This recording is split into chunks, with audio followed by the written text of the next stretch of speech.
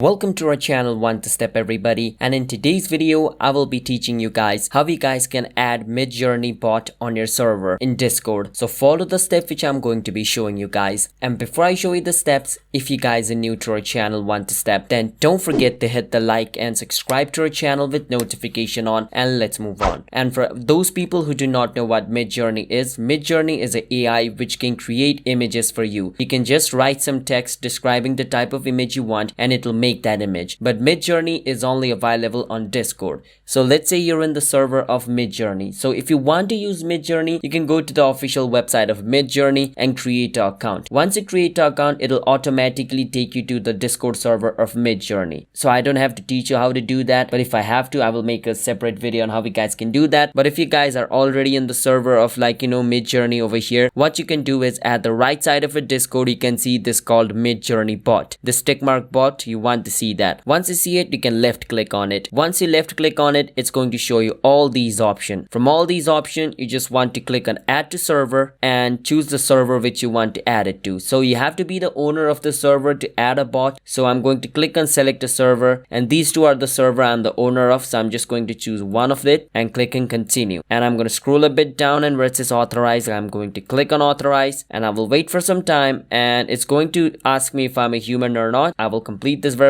process. Now once you complete the verification process, it's going to say go to which server. In your case, it'll say your server's name, so just click on it and the bot will be added over here. As you guys can see, it's added. Now to create an image, I can write /imagine imagine and click on this, and then write apple apple and click on it, and Midjourney will start to generate apple. So it's going to take some time, but after it's complete, it's going to show me a picture of apple over here. So that's how you guys can add Midjourney to your server. If you guys found our video helpful, then don't forget to hit the like and subscribe to our channel One to Step. I'll see you guys next time. Bye bye.